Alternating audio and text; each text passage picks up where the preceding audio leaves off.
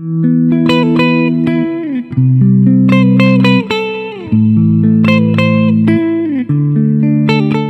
diesem Video spreche ich über die Kleidung, die ich gerne trage und die mir mit meiner infantilen Zerebralparese den Alltag erleichtert.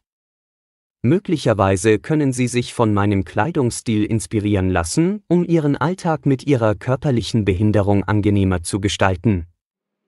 Ich trage ausschließlich bequeme, angenehme und alltagstaugliche Kleidung. Ich trage Tag- und Nacht-Strumpfhosen. Wenn ich zu Hause bin, ziehe ich keine anderen Hosen über meine Strumpfhosen an. Später in diesem Video werde ich erklären, wie ich dazu gekommen bin, Strumpfhosen zu tragen und warum ich sie gerne trage. Da ich meine Arme nicht gezielt bewegen oder entspannen kann, ist es für meine Assistenten nicht einfach, mir eng anliegende Oberteile anzuziehen. Ich kaufe lieber langärmelige Sweatshirts in einer Größe größer, damit ich sicherstellen kann, dass meine Assistenten sie mir ohne Probleme anziehen können. Ein Hemd trage ich nur zu Feierlichkeiten, da ich mich darin unwohl fühle. Hemden sind normalerweise eng geschnitten, und das Anziehen eines Hemdes ist für mich aufgrund meiner starken Spastik ziemlich schwierig. Wenn es mir schließlich gelingt, ein Hemd anzuziehen, steht es vorne an den Knöpfen ab und meine Finger verfangen sich ständig darin. Es kann vorkommen, dass ich versehentlich Knöpfe öffne oder abreiße. Einen Anzug besitze ich nicht. In meinem Kleiderschrank hängen 3 Hemden, eine Weste und eine schicke schwarze Hose, die ich nur zu besonderen Anlässen trage. Was Jacken betrifft, muss ich auch sehr darauf achten, dass sie sich leicht anziehen lassen.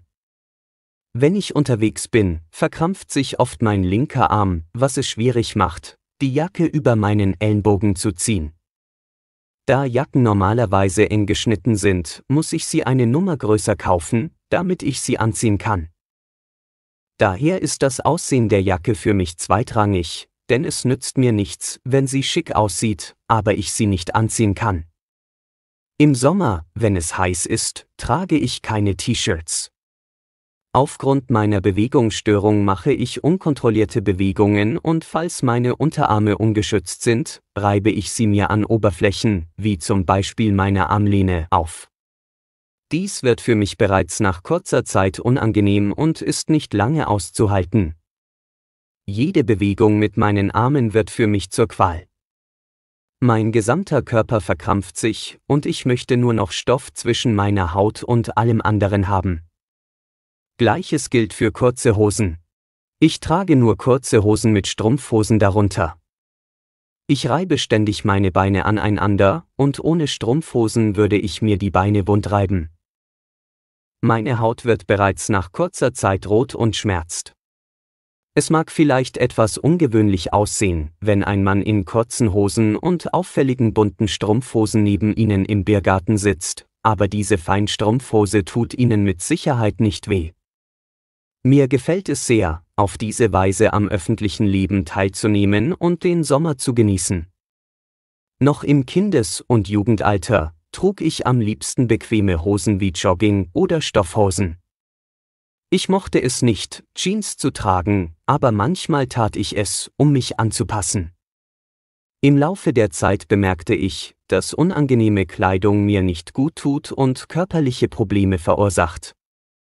Allmählich änderte ich meinen Kleidungsstil.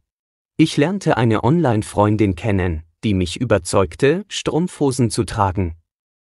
Eines Tages kaufte ich mir eine Strickstrumpfhose und bat meine Eltern, sie mir anzuziehen. Ich war sofort von ihrem Tragekomfort begeistert. Strickstrumpfhosen knittern am Gesäß fast gar nicht und rutschen an den Beinen nicht hoch. Nach meinem Auszug von zu Hause begann ich immer öfter, Strumpfhosen anzuziehen. Im Winter trug ich sie jeden Tag. Als der Sommer kam, auch. Seitdem trage ich Tag- und Nacht Strumpfhosen. Unterhosen sind für mich unangenehm. Bis 2006 ließ ich mir fast jeden Tag Unterhosen anziehen, fühlte mich darin jedoch nicht wohl. Sie zwackten und bildeten Falten am Gesäß, die mir auf Dauer Schmerzen bereiteten.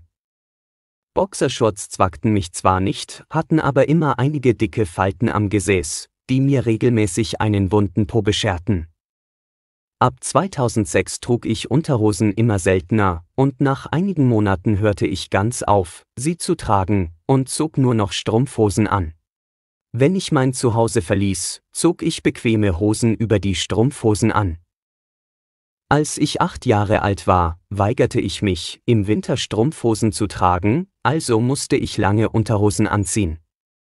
Heute bereue ich das sehr, denn damals hielt ich Strumpfhosen für uncool und hörte auf, sie zu tragen. Lange Unterhosen sind für mich unangenehm, da sie sich durch mein ständiges Zappeln unter der Hose ständig nach oben schieben und am Gesäß unangenehme Falten bekommen. Dieses Hochrutschen verursacht lästige Kältebrücken, was nicht angenehm war, aber ich fühlte mich cooler als mit einer Strickstrumpfhose. Ich war wirklich dumm. Heute wünschte ich mir, dass ich mich nicht geweigert hätte, weiterhin Strumpfhosen zu tragen. Seit 2005 trage ich Strumpfhosen Tag und Nacht, da sie meinen Alltag erleichtern. Ich ziehe am liebsten Strickstrumpfhosen an, da sie die Beine warm halten und fast nicht am Gesäß zerknittern. Mir ist aufgefallen, dass sich die Spastik in meinen Beinen verringert, wenn ich warme Beine habe. Daher trage ich nun, wenn es kalt ist, warme Socken, eine Feinstrumpfhose und eine Strickstrumpfhose übereinander. Ich mag warme Beine und das angenehme Gefühl, wenn die Strickstrumpfhose und die Feinstrumpfhose an den Beinen aneinander reiben. Für mich als immer sitzende Person ist mein Po ein äußerst wichtiger Körperteil, denn ich nutze ihn täglich etwa 16 Stunden. Wenn mein Po schmerzt, weil er wund ist, wird das Sitzen schmerzhaft und unangenehm. Wenn nichts dagegen unternommen wird, kann sich ein Dekubitus entwickeln. Ein Dekubitus, auch Druckgeschwür oder Wundliegegeschwür genannt, ist eine schmerzhafte Hautverletzung, die auftritt, wenn über einen längeren Zeitraum Druck auf eine bestimmte Körperstelle ausgeübt wird. Dieser Druck kann die Blutversorgung der Haut einschränken und zu Gewebeschäden führen. Das ist etwas, das niemand erleben möchte, der sein Leben im Rollstuhl verbringt. Deshalb achte ich seit mehreren Jahrzehnten darauf, dass sich an meinem Po keine Druckstellen bilden. Ich versuche, jede kleine Falte am Gesäß oder an anderen Stellen zu vermeiden, und ich habe mehrere Methoden gefunden, wie ich meinen Po weitgehend frei von Druckstellen halte. Ich werde gleich mehr darüber erzählen. Wenn ich doch einmal längere Zeit auf einer Falte sitze und diese Stelle rot wird, trage ich eine Wund- und Heilsalbe auf. Normalerweise heilt eine solche wunde Stelle bei mir innerhalb von 3 Tagen. Wenn jedoch nichts dagegen unternommen wird, kann aus einem kleinen roten Fleck ein Druckgeschwür entstehen, das große Probleme verursacht. Seit 2012 trage ich Tag und Nacht eine Einlage in meiner Strumpfhose. Eigentlich handelt es sich um eine Bettschutzunterlage, aber ich verwende sie als Einlage. Sie wird wie eine Windel auf dem Bett angelegt und bleibt nur durch meine Strumpfhose an ihrem Platz.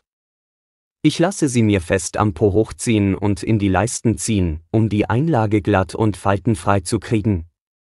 Jede kleine Unebenheit könnte mir große Probleme bereiten. Sie dient auch als Schutz, falls beim Wasserlassen ein paar Tropfen daneben gehen.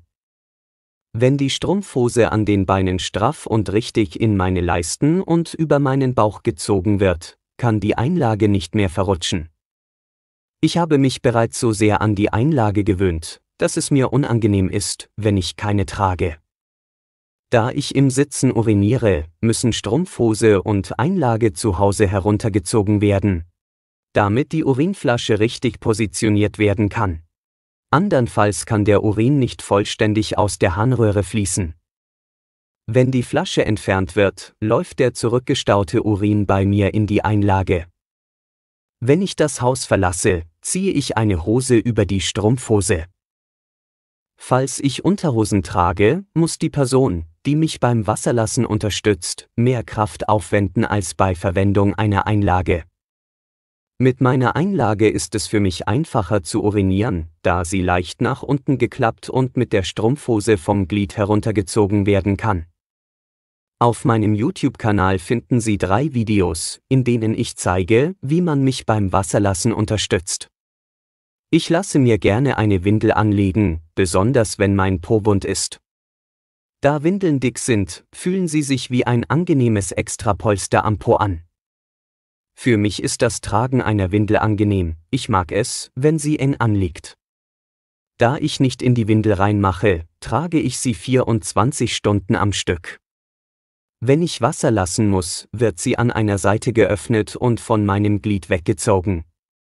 Falls Sie genau wissen möchten, wie ich mit einer Windel in eine Urinflasche uriniere, finden Sie dazu ein Video auf meinem YouTube-Kanal. Eine Windelhose ist für mich beim Wasserlassen sehr unpraktisch, da sie an den Seiten nicht geöffnet werden kann. Im Sitzen ist es äußerst schwer, mit einer Windelhose in eine Urinflasche zu urinieren, da sie nicht weit genug von meinem Glied weggezogen werden kann.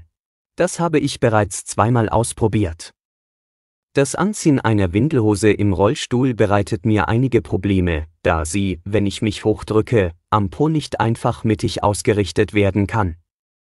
Wenn sie nicht richtig sitzt, ist für mich das Sitzen im Rollstuhl unangenehm. Im Jahr 2015 hatte ich einen Ausschlag an meiner linken Hand und bekam eine Salbe dagegen. Um die Salbe nicht überall zu verteilen, zog ich eine Socke über meine Hand. Mir gefiel dieses Gefühl so sehr, dass ich nach einigen Tagen auch über meine rechte Hand einen Strumpf zog. Das Gefühl mit den Socken an den Händen war äußerst angenehm, und ich merkte, dass ich abends am Computer sehr gut damit zurechtkam. Am nächsten Tag zog ich sofort nach dem Aufstehen wieder Socken über meine Hände. Ich bemerkte sofort, dass ich mit bestrumpften Händen im Alltag besser zurechtkam. Dank der Strümpfe kratze ich mich nicht mehr selbst und stoße mich nicht mehr an Gegenständen. Das Arbeiten am Computer fällt mir so viel leichter, da ich mit meinen bestrumpften Händen leichter über die Tastatur gleiten kann und meine Finger durch den Strumpf zusammengehalten werden. Wie in meinen Videos zu sehen ist, trage ich sehr gerne bunte Socken über meinen Händen. Diese kaufe ich im Internet. Im Winter trage ich gerne einen Strampler mit geschlossenen Füßen. Ich mag es, wenn ich vom Kopf bis zu den Füßen komplett eingepackt bin. Unter dem Strampler lasse ich mir entweder eine Einlage oder eine Windel anlegen, ziehe ein T-Shirt und eine Feinstrumpfhose an. In dem Strampler können mich meine Assistenten problemlos unterstützen, wenn ich Wasser lassen muss. Nur das An- und Ausziehen des Stramplers ist etwas schwierig, aber mit etwas Übung und einem etwas größeren Strampler ist es machbar. Aufgrund meiner Spastik sind meine Zehen immer fest angespannt, wodurch sie nach einiger Zeit im Schuh schmerzen. Schon als Kind haben mich Schuhe gestört, aber aufgrund gesellschaftlicher Erwartungen habe ich sie bis etwa 2002 getragen, wenn ich das Haus verlassen habe. Seit diesem Zeitpunkt trage ich keine Schuhe mehr. Wenn ich mich mit meinen Füßen irgendwo stoße, tut es mir nicht mehr weh. Meine Füße sind es gewohnt, ständig gegen Gegenstände zu treten, und sie sind deshalb stoßunempfindlich. Ich fahre überall nur mit bestrumpften Füßen hin. Wie bereits erwähnt, trage ich im Winter 2 Strumpfhosen und warme Socken übereinander. Im Sommer trage ich meist dünne Socken unter meiner Feinstrumpfhose. Ich finde, dass rollstuhlfahrende Personen mit einem Handicap wie meinem, die saubere und ganze Strümpfe oder Strumpfhosen tragen, ohne viel Aufmerksamkeit zu erregen am öffentlichen Leben teilhaben können. Rollstuhlfahrerinnen und Rollstuhlfahrer, die mit ihren Füßen nicht den Boden berühren, benötigen meiner Meinung nach keine Schuhe, es sei denn, sie möchten sie ausdrücklich tragen. Es mag aus medizinischer Sicht ratsam sein, aber niemand sollte gezwungen werden, Schuhe zu tragen, da dies schmerzhaft sein kann, und ich spreche aus eigener Erfahrung. Ich hoffe, dass dieses Video Ihnen einige Tipps gegeben hat, um Ihren Alltag angenehmer zu gestalten. Mein Rat an Sie lautet: Tragen Sie nur Kleidung, die Ihnen gut tut und die Ihnen gefällt.